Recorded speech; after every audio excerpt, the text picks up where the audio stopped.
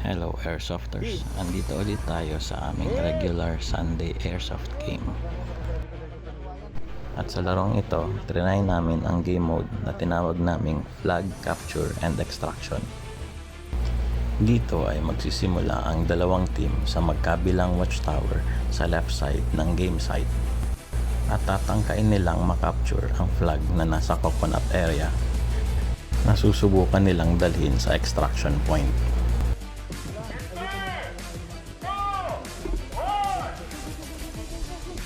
Go! Dito sa first round, pumwesto ako sa watchtower sa aming starting point upang bantayan ang mga kalabang magtatangkang pumasok sa kill house. Kasama ko dito sa watchtower ay ang veteranong airsoft player na si Edward.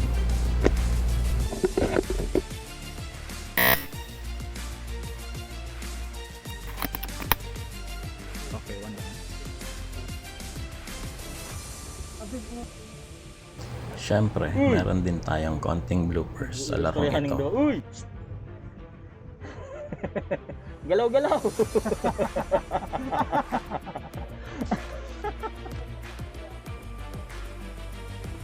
At ayan nga si Edward at ang kanyang veteran's move na pagbaba sa hagdan.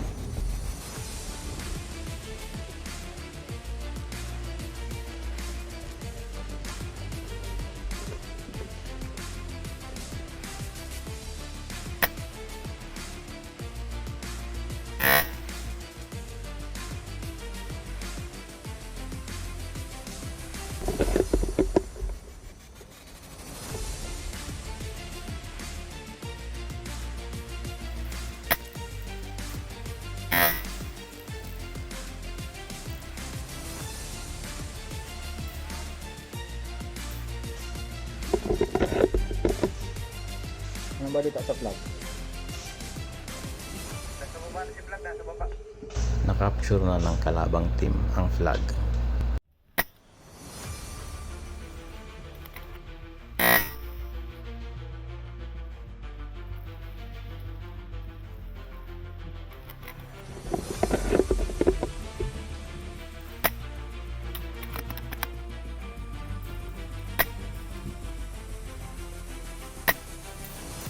Sinusubukan na ng kalabang team na makalapit sa kill house, kaya dumadami na ang mga kalabang papalapit dito. Kababa ng flag, depensa! Ward, bantayan mo dyan ng flag, malawag yan dyan. Iyo, sa side na yan. Nagvo-volume fire na ang kalabang team, hudyat na lumalapit na sila sa kill house o sa extraction point. At ito nga ang videong kuha ng ating marshal sa mga kalabang nagtatangkang dalhin sa loob ng extraction point ng flag. Suppress! Matagumpay na na-extract ng kalabang team ang flag.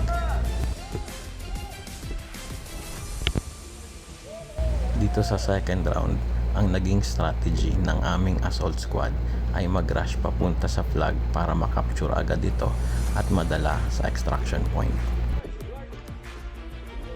Ano yan, Nigdi?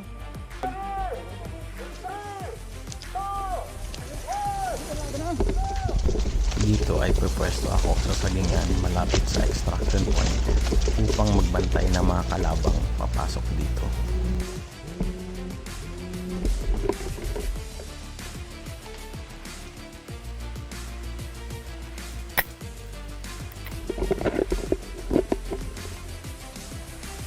At mabilis ngang nakapture ng assault squad ang flag.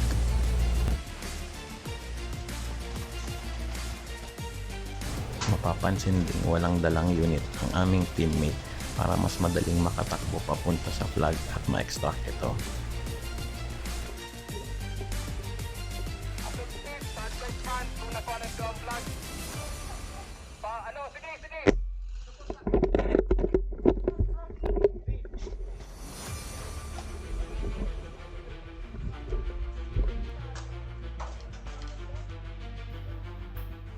Dito nga ay pumapwesto na ang mga kalaban malapit sa extraction point upang pigilan ng aming team na madala ito sa loob.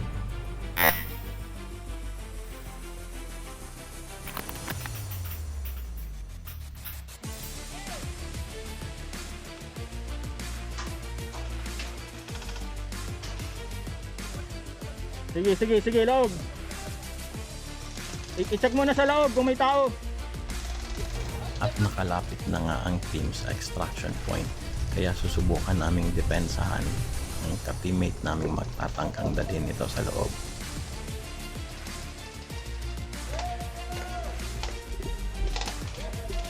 Tagumpay ang team sa second round.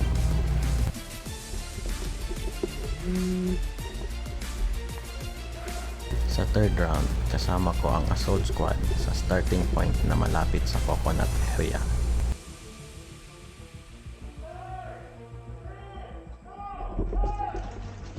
At ako ay nagpaiwan sa watchtower upang magbantay ulit ng mga kalabang lalapit sa kill house.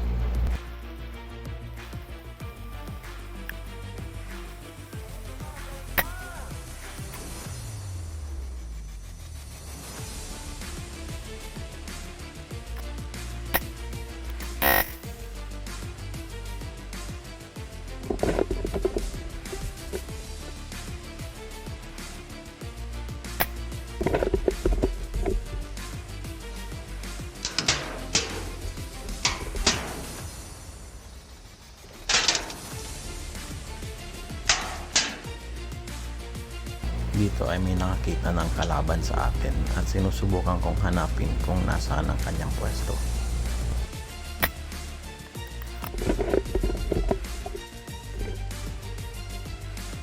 Makikita sa videong ito kung saan nanggaling ang kanyang mga bala. Masyadong mataas yung una kong tira, kaya susubukan ulit natin siyang tirahin. Kaso naubusan ako ng bala, kaya magre-reload muna ako. Ngunit pagsilip ko ulit sa pwesto ng kalaban ay wala na ang kalabang tumitira sa atin.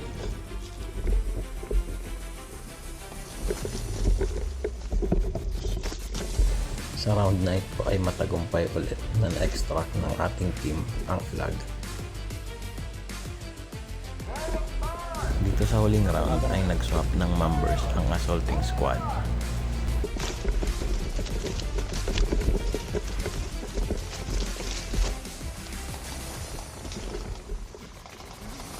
Pumwesto ako sa gilid ng coconut area upang suportahan ang assault squad na makapture ang flag.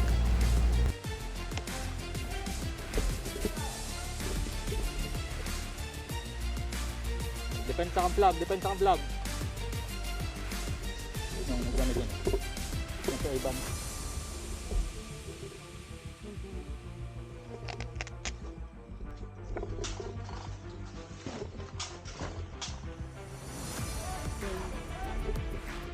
Pili ka magagawa. Kaso nahitang tatlo sa assaulting squad, kaya nabigo kaming makapture ito.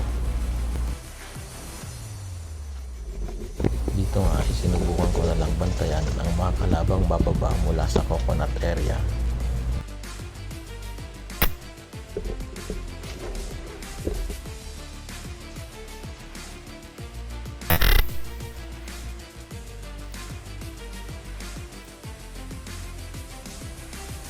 Baraba na. Meron na ding kalabang nagtatangkang pasukin ang kill house para sa mas madaling pag-extract ng flag.